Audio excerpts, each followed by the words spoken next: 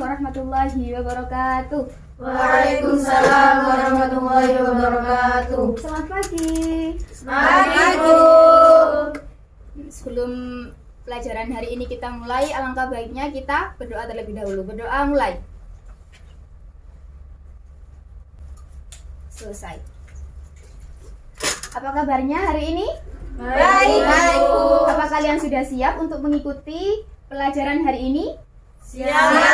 Siap? Siap. Siap. Baik, Ibu akan mengecek kehadiran kalian terlebih dahulu ya. Apa ada yang tidak masuk hari ini? Tidak, Bu. Masuk semua? Alhamdulillah. Alhamdulillah. Ada yang tahu hari ini kita belajar apa? Limit fungsi aljabar. Bentar, pasti minggu kemarin sudah belajar ya. Ya dong. Ayah.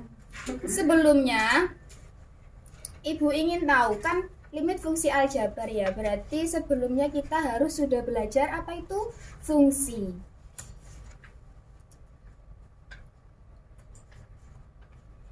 Coba, apa ada yang masih ingat apa itu definisi fungsi? Saya, Bu. Silakan Mbak Fitra, apa itu definisi fungsi? Fungsi adalah relasi yang memenuhi syarat bahwa setiap domain dengan hanya satu tunggal anggota domain. Ya, benar. Satu domain hanya memiliki satu domain saja. Next. Bu, apa sih kegunaan dari limit fungsi aljabar? Kenapa kita harus belajar limit fungsi aljabar? Nah, limit fungsi aljabar ini bisa kita terapkan di bidang fisika, bidang kimia, bidang kedokteran, tapi di sini kita akan membahas dalam bidang matematika. Apa itu matematika dalam kehidupan sehari-hari? Limit dimanfaatkan untuk menentukan kecepatan sesaat suatu benda bergerak, menemukan luas lingkaran dengan menggunakan poligon dan masih banyak lagi. Next. Tujuan pembelajaran itu apa sih, Bu? Kenapa kita harus belajar limit fungsi? Yang pertama, kita harus memahami konsep dari limit fungsi aljabar. Dan yang kedua, apa saja sifat-sifat fungsi limit fungsi aljabar. Dan yang ketiga adalah menentukan nilai limit fungsi aljabar.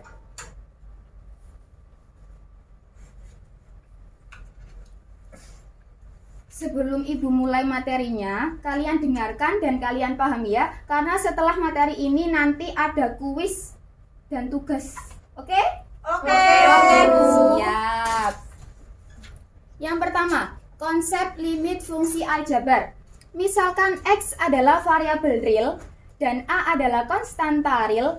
Apabila nilai X mendekati batas A dan nilai fungsi fx mendekati batas L, ditulis limit X mendekati A, fx sama dengan L. Nilai pendekatan X ke A dapat dipandang dari dua arah, yaitu X mendekati A dari arah kiri, atau ditulis X mendekati A negatif, dan X mendekati A dari arah kanan, atau ditulis X mendekati A positif. Nilai limit suatu fungsi dapat ditetapkan dengan rumus sebagai berikut. Limit X mendekati A fx sama dengan L jika dan hanya jika limit X mendekati A negatif fx sama dengan L. Apabila fx merupakan fungsi aljabar, maka bentuk limit X mendekati A fx disebut limit fungsi aljabar untuk X mendekati A.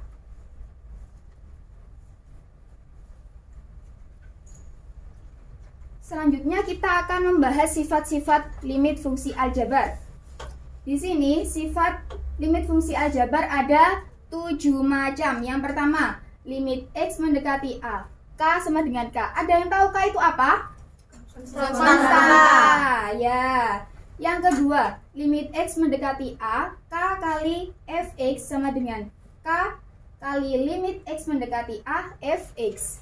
Dan yang ketiga, limit X mendekati A fx plus minus gx sama dengan limit X mendekati A fx plus minus limit X mendekati A gx.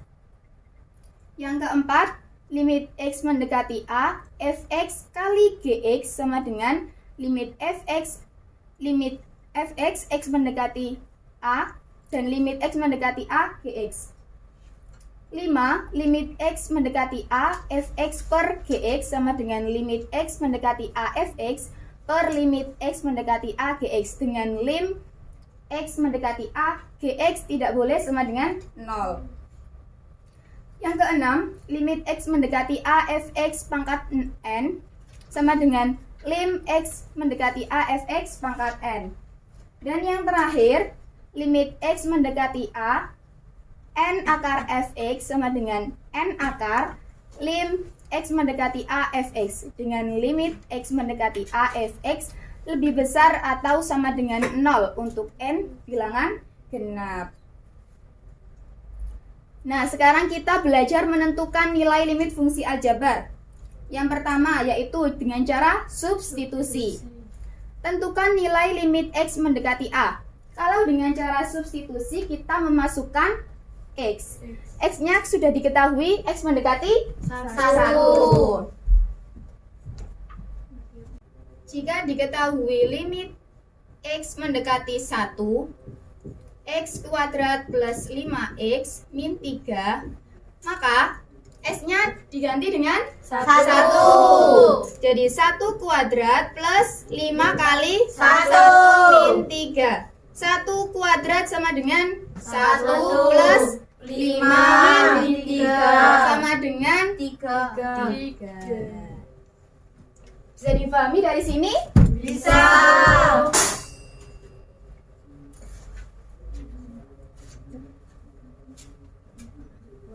Sama ya? Ya. Yang kedua dengan cara faktorisasi.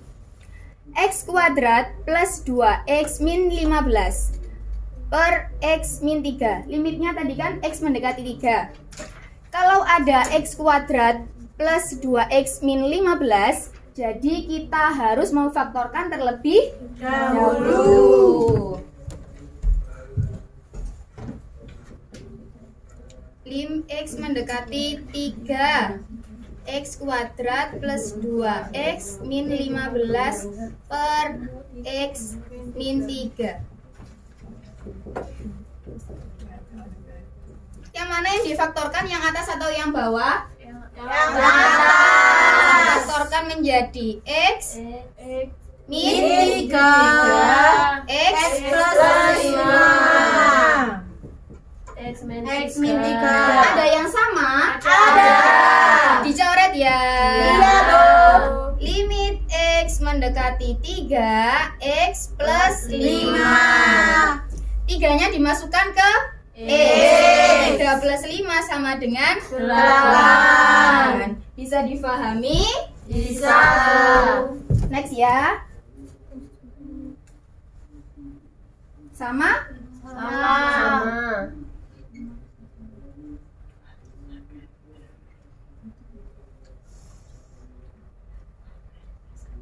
Yang ketiga, cara menentukan limit fungsi aljabar yaitu dengan merasionalkan penyebut. Contohnya, tentukan nilai limit fungsi dari limit x mendekati 3, x kuadrat min 9 per akar x kuadrat plus 16 min 5.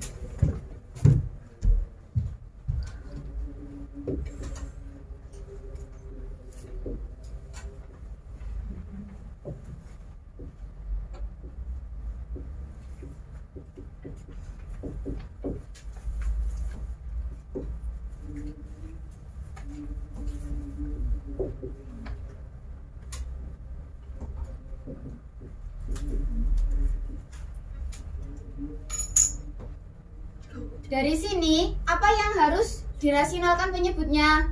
Yang bawah.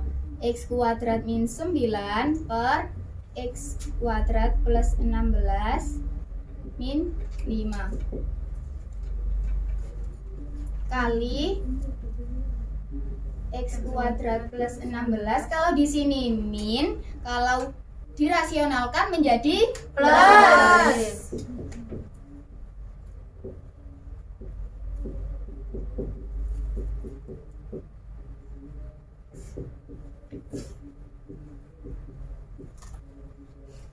Jadi ini dikali ini dan ini dikali yang bawah sama. Plus 16 min 25 sama dengan min 9. Atas dan bawah ada yang sama? Ada. Dicoret.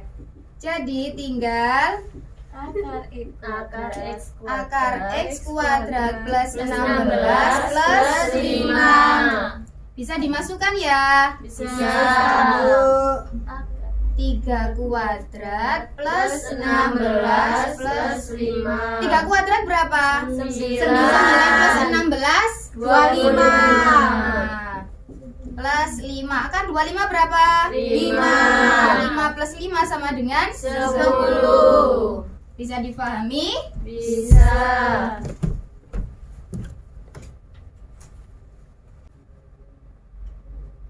Nah, untuk limit tak hingga ini, contohnya limit X mendekati tak hingga 3X pangkat 4 plus 2 per 3 min 5X pangkat 4. Penyelesaiannya, contohnya gini ya. Nah, ini disamakan penyebutnya. Ini kan X pangkat 4. Untuk menghapus X pangkat 4, jadi kita bagikan dengan X pangkat 4. Semua ya. Ya. 3X pangkat 4 per X pangkat 4 hasilnya berapa? X-nya dibuang jadi 3 plus 2 per X pangkat 4 tetap ya, nggak ada yang bisa dibuang. Yang bisa dibuang yang mana? Yang bawah. 5X pangkat 4 per X pangkat 4. Nah, ini kan dimasukkan X sama dengan X mendekati tak hingga. Kalau ada X berarti 2 per X pangkat 4 hasilnya 0. 3 plus 0 sama dengan 0 min 5 sama dengan min 5. Jadi hasilnya min 3 per 5.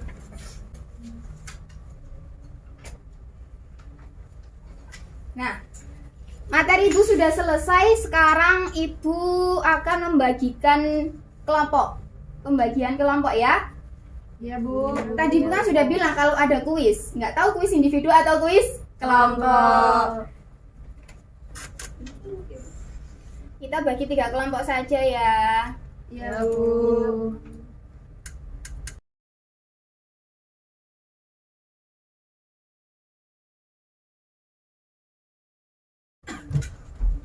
Ini sudah ditulis ya? Sudah.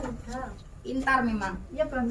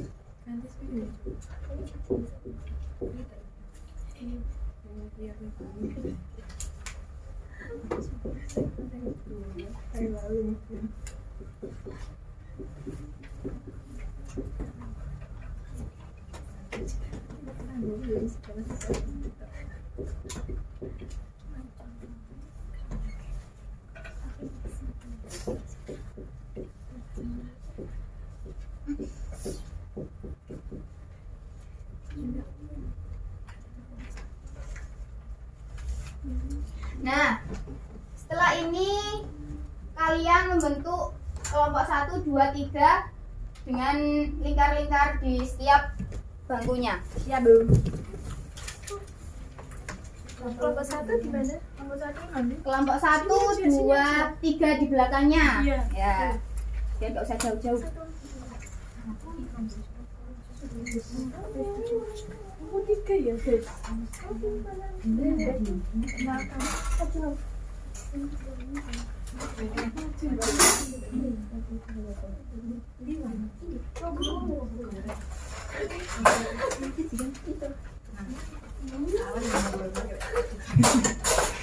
Karena Ibu rasa nomor 3 itu sedikit banyak jawabannya, jadi yang kelompok 3 Ibu banyakkan. Ya. Ya, Bu. Sekarang ditulis tugas kelompoknya. Ibu kasih waktu 10 menit. Ya, Bu. Sudah, Bu.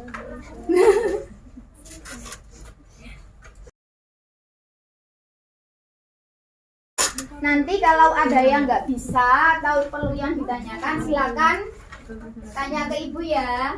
Ya, Bu. Sudah? Sudah? Sudah, Kelompok Bu. 1 sudah, kelompok 2 sudah? Sudah. Kelompok 3 sudah? Sudah. Pintar sekali. Amin. Sekarang ibu minta cocokkan dengan nomor 1, 2 dulu. Jawabannya kalian, tapi ditukar kelompok 1, jawabannya ditukar kelompok 1 ke kelompok 2, kelompok 2 ke kelompok 3. Ayo cepat. Iya, Bu ya.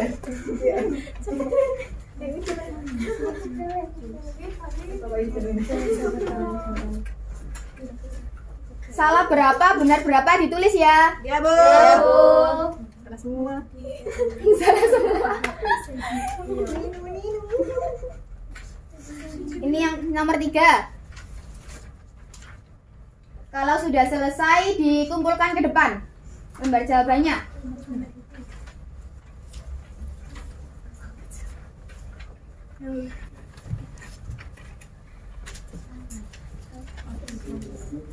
Terima kasih.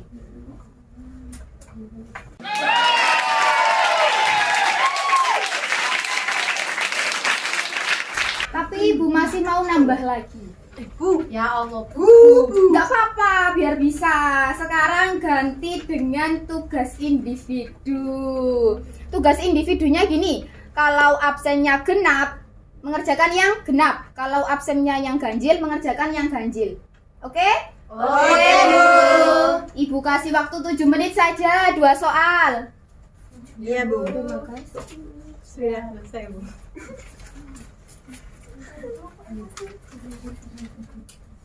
Sudah? Sudah. Ibu mau nunjuk ya? Ya. Boleh ya? Boleh, Bu. Ditunjuk dulu siapa yang maju. Saya, Bu. Individu yang tugas individu yang genap. Yang pertama nomor 1 Afifah, paling pojok belakang. Tugas ganjil, tugas individu yang ganjil nomor 1 siapa ya? Absen nomor sekarang tanggal berapa? Tanggal 23. Absen nomor 23. Silakan Mbak Devi.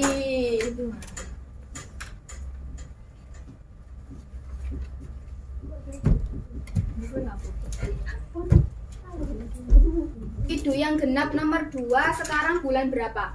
Bulan 5. Siapa 5? Absen nomor 5 siapa?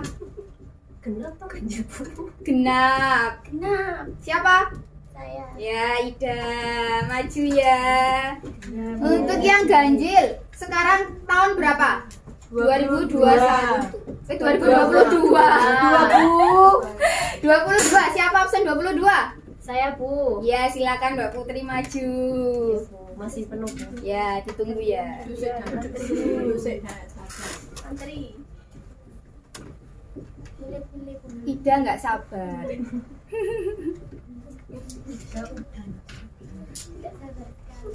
Sudah? Sudah. Bisa dijelaskan Mbak Devi? Ya.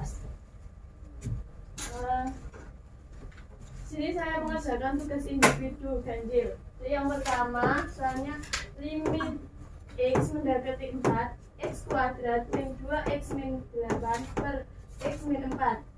Limit x mendekati 4 ini dibuat Faktorkan terlebih difaktorkan. dulu ya.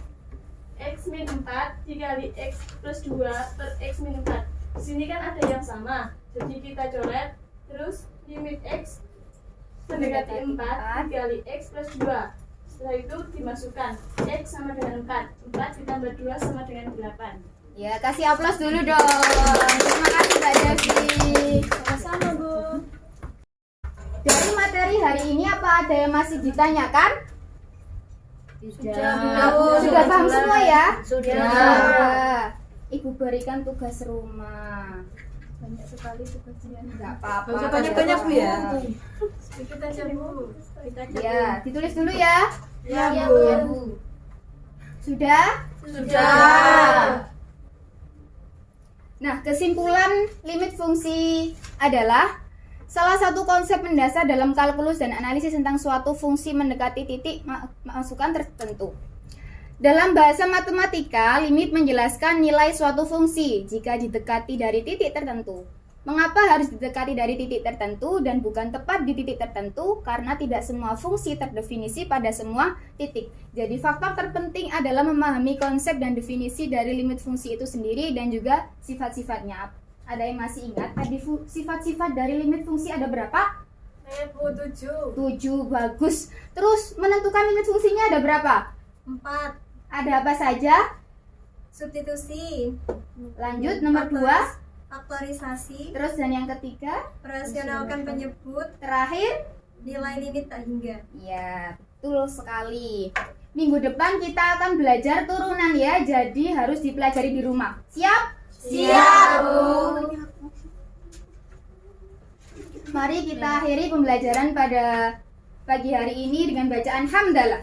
Alhamdulillahirabbil alamin. Semoga bermanfaat. Cukup dari Ibu. Wassalamualaikum warahmatullahi wabarakatuh. Waalaikumsalam warahmatullahi wabarakatuh. Semangat belajarnya. Terima kasih, Bu. Sama-sama.